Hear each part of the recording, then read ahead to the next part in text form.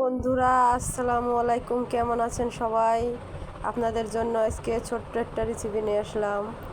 ছেলেরে আমি ছোটোবেলায় সবসময় স্কুলে টিফিনটা বানিয়ে দিতাম, ভালো লাগলে সবাই বানিয়ে খায়েন। পাউরুটি দিয়ে আর আলু ভর্তা করে বানাচ্ছিলাম, হঠাৎ করে মনে উঠলো যে ভিডিও করে দেখাই, মনে ছিল না।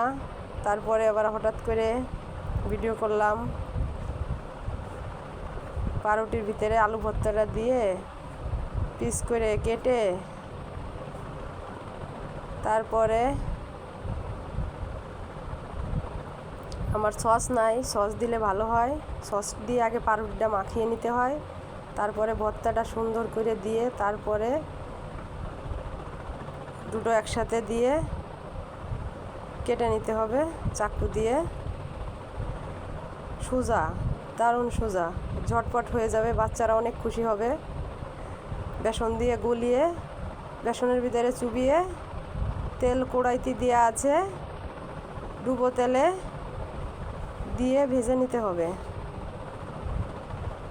বাচ্চারা খুবই পছন্দ, আমার বাচ্চার তো খুব পছন্দ।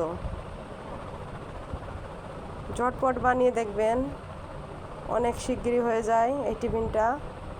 আগে আমার ছেলের রেগুলার বানিয়ে দিতাম ছোটোবেলা, এখনও আমার ছেলের পছন্দ। বেসন ডুবিয়ে তেলের ভিতরে দিয়ে আস্তে আস্তে করে একটু মুচমুচি করে ভেজে নিতে হবে। বাচ্চাদের জন্য সব করা যায়, বাচ্চারা খুব খুশি হয়।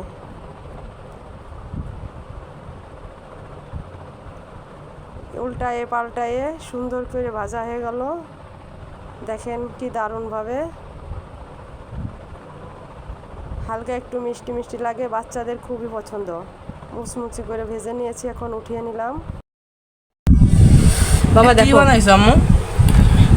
তোমার ছোটবেলায় দিতাম যে পাউরুটি দিয়ে বেসন দিয়ে ভিতরে আলু ভর্তা দিয়েছি, ঝটপট টিফিন। তোমাকে ছোটবেলা দিয়েছি, তোমার মনে নাই? টিফিনে তো এইটা খেতেই পেতাম না, বন্ধুদের সাথে মারামারি করতে করতে ওরাই সব খেয়ে ফেলতো। খেয়ে দেখি এখনো আগে তো স্বাদ আছে কিনা। ঝটপট একেবারে শিগগিরে রেসিপিটা। পাউরুটি এখন মনে হয় আরো ভালো হয়েছে।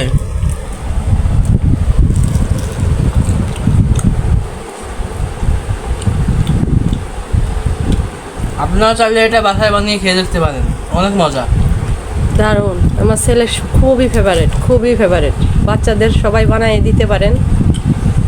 Thank you.